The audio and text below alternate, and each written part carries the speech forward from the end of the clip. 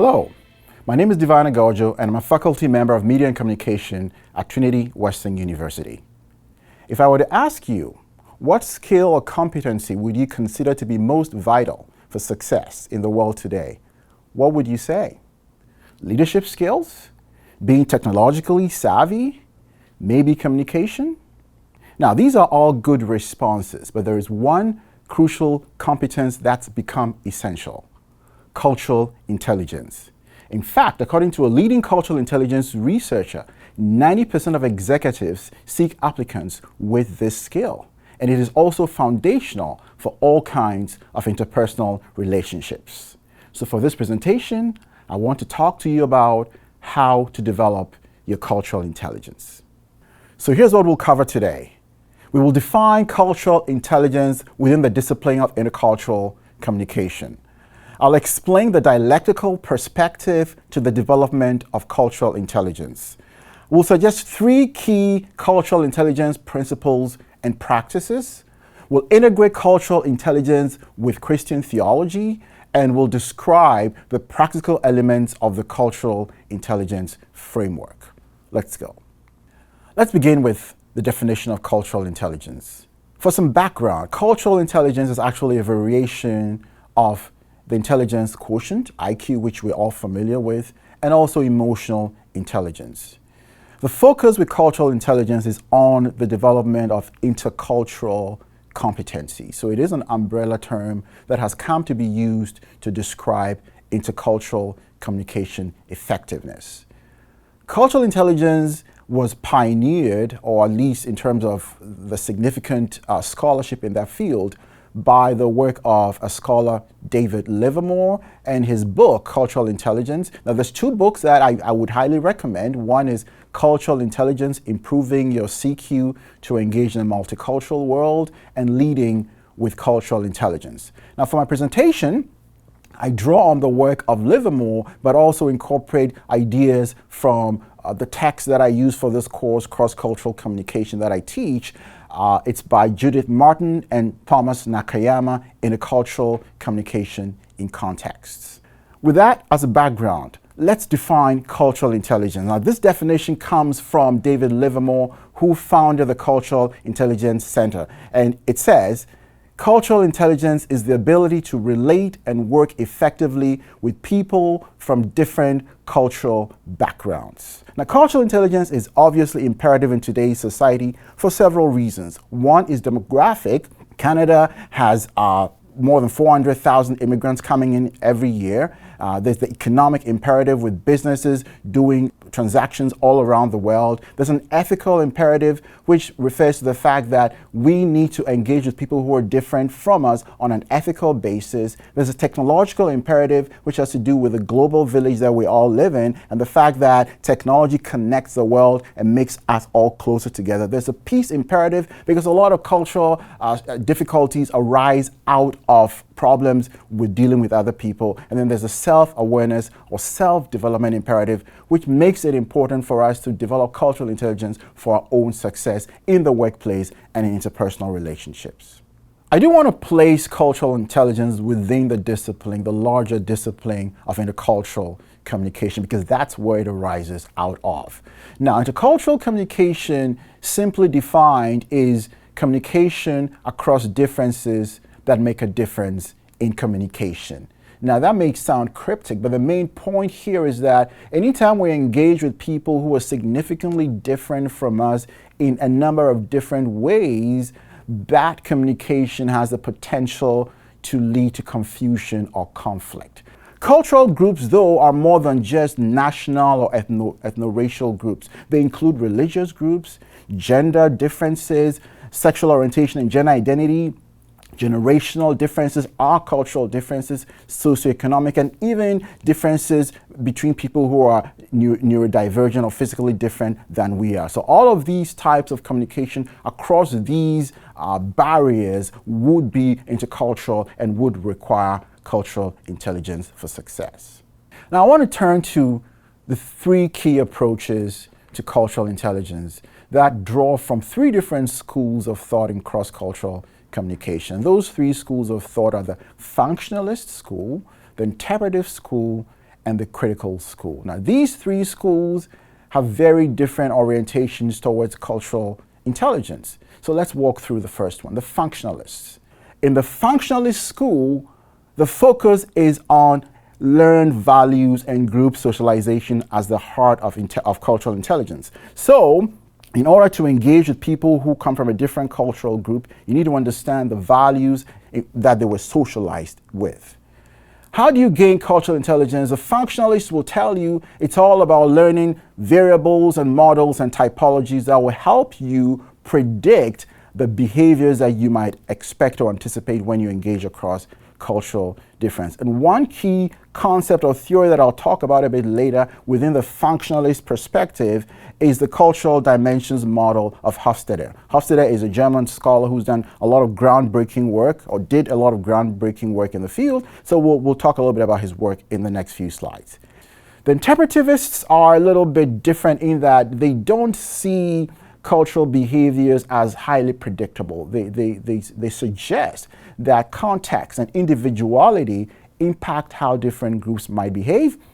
So someone who might be socialized in a certain way might actually adopt different behaviors based on the context in which they find themselves. So the key to learning and to growing cultural intelligence when you think as an interpretivist is to engage in participant observation, to build relationships with people from different groups, to actually see yourself as a researcher of sorts as you engage across cultural differences so that you can understand the way people might interact or what they're coming, what are the values that drive their cultural behaviors. And so I'll give you an example from a model, from a framework, a theory known as the ethnography of communication that might help you do that kind of work in growing your cultural intelligence.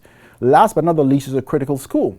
The critical school is concerned with power inequities and the larger historical factors that influence cultural behaviors. So much of the focus of the school is on the experiences of non-mainstream histories and the kinds of stories and experiences of marginalized groups. And also, the goal is not just to predict or understand behavior, but sometimes to change cultures, especially where there's issues of injustice and where there's issues of inequity. So two models or two theories from that school, I'll touch on them very briefly, standpoint theory and muted group theory. Now, the dialectical perspective is a helpful way to think about all of these three approaches and to unite them in a cohesive model. So it's not really picking the functionalist over the interpretive or the interpretive over the critical, but to see all of these three approaches as built together, integrated, and one that would help us function and acquire and practice cultural intelligence.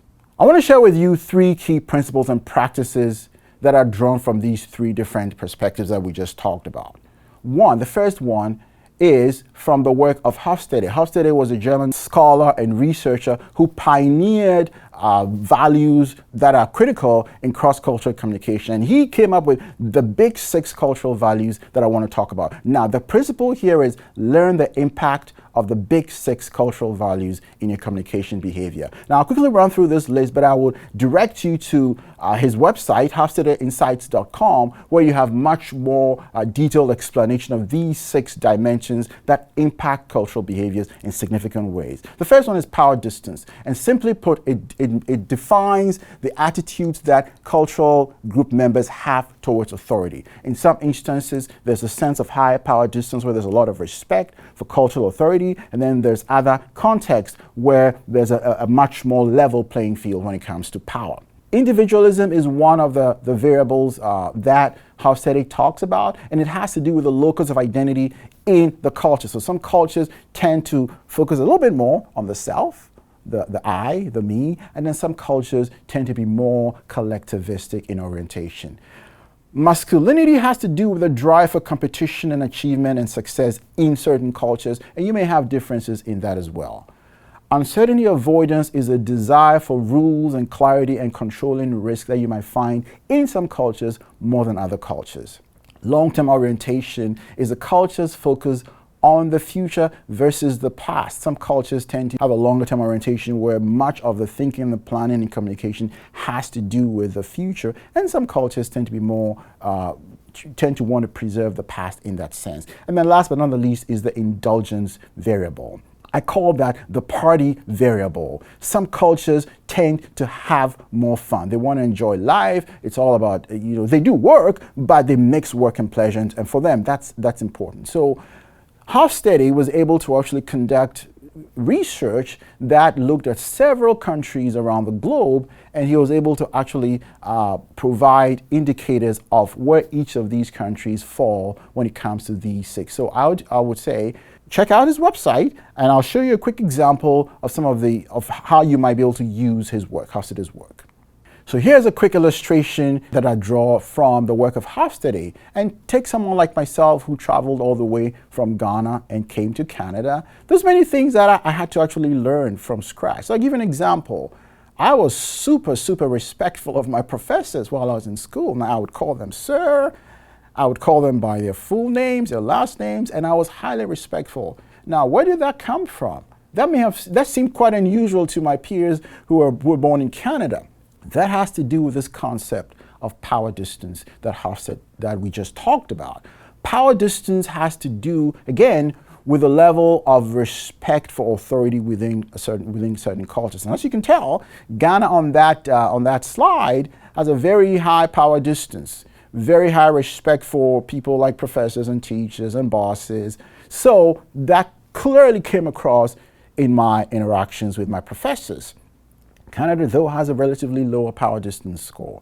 Collectivism and individualism is another important difference, and you can tell again, Canada is highly individualistic, Ghana is much more collectivistic. That alone, in fact, some people think this particular variable is one of the more important ones when you talk of cultural differences. Masculinity, you see the differences there as well. Canada, more drive towards success and competitiveness, a little bit less so in Ghana. Uncertainty avoidance, again, Ghana with a higher level of uncertainty avoidance. Obviously, people want a little bit more structure, a little bit more clarity in the way they interact with each other.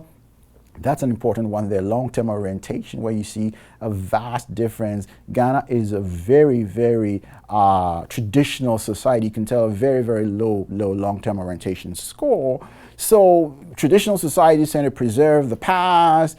They may think about the future, but they're more oriented towards preserving what is good and what is treasured about the past and the legacies of the past. And then you have the indulgence score as well. People in Ghana do a little bit more partying than people in Canada. So that's really what that is. The second principle I would like to talk about comes out of the interpretive school, and the principle is the need to adapt and acquire knowledge through engagement in cross-cultural contexts. So this draws from the work of Delheims. Delheims was an ethnographer, and he focused on trying to understand how different contexts change or impact the way cultural groups communicate.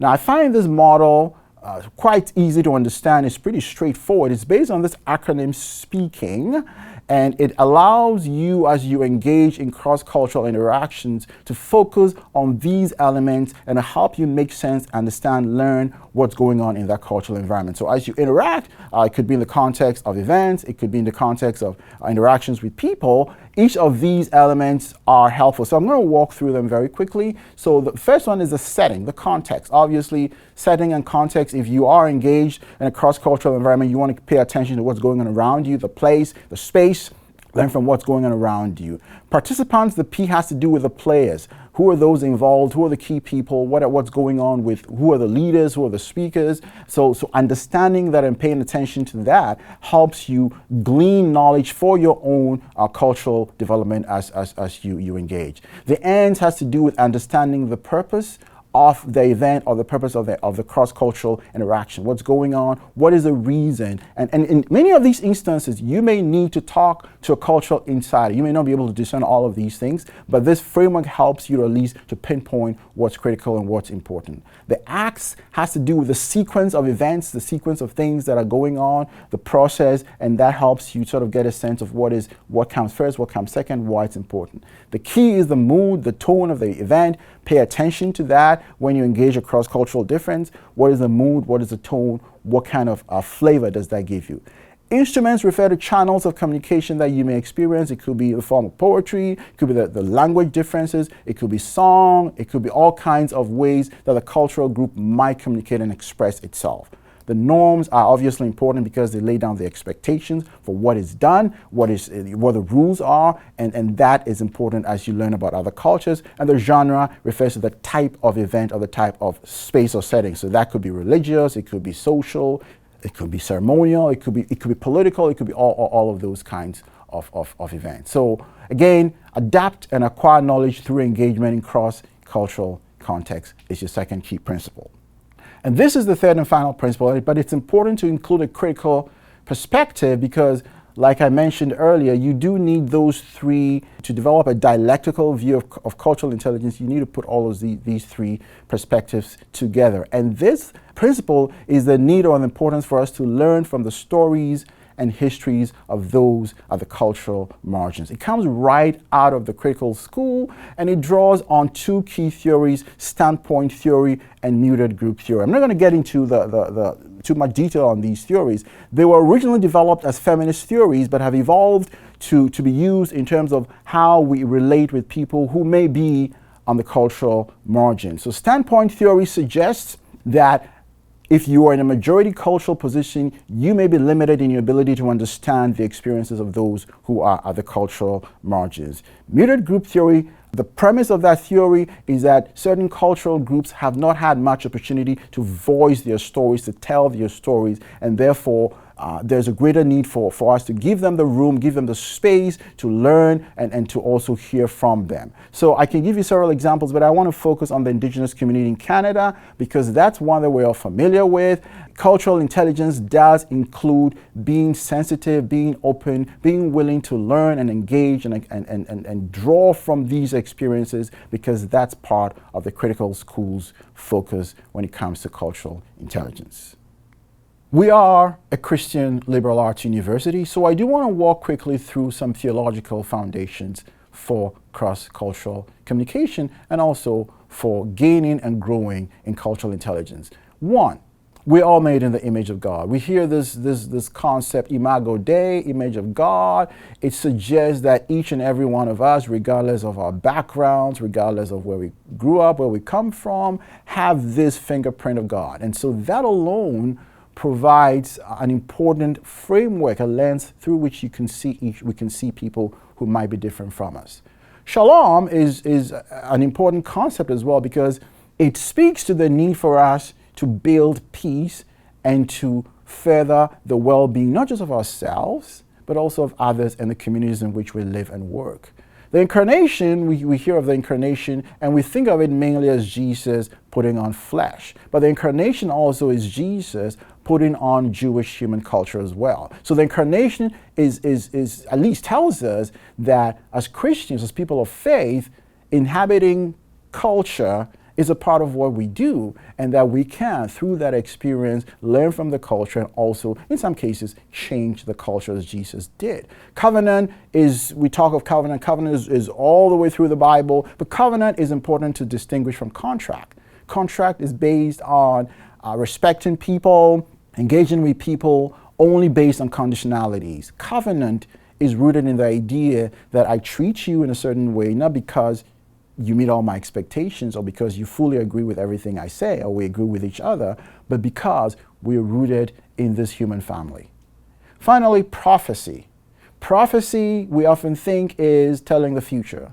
But prophecy also means forthtelling, not just foretelling, but forthtelling. So, for example, Martin Luther King was a prophet in the sense that he spoke. He expressed what needed to be expressed in the culture in which he lived. Desmond Tutu is a great example of that as well. So this idea of being prophetic or having a prophetic voice, I think, is another way to think about cultural intelligence if you're a person of faith. Now, how do you put all of this together in one framework? Well, David Livermore does that for us, and so I want to turn to this framework that he has developed, and I think it's truly helpful because it allows you to think of cultural intelligence, both the development of it and the practice of it, as a bit of a cycle. So it begins, and that's important, it begins with CQ drive. CQ drive is motivation. What makes you want to engage? you need a reason to engage that's more than because your boss tells you to do that, because you need to take a class.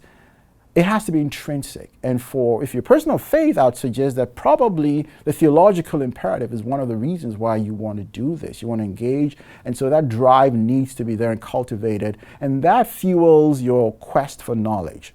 So your quest for knowledge, again, needs to cover all the three schools that we talked about, right? So you gain knowledge from the functionalist school, the interpretive school, the critical school. You also need to be strategic. Cross-cultural communication, cultural intelligence requires the ability to be metacognitive, to process what you're seeing, to sometimes prepare before you actually engage, and to contextualize what you were seeing in front of you. So that work of strategizing is always taking place, and you're trying to make sense of what's going on around you, and then you put all of that into practice through CQ action. Now, sometimes CQ strategy and CQ action are probably happening at the same time, in the same environment, in the same place, but you need that. And then all of that hopefully could lead to more CQ drive. Now, sometimes your drive might be quenched because you didn't do quite well, or you made mistakes, so you need to keep that CQ drive alive, because without that, you probably will not be able to grow in cross-cultural competence or cultural intelligence. So let's do a recap.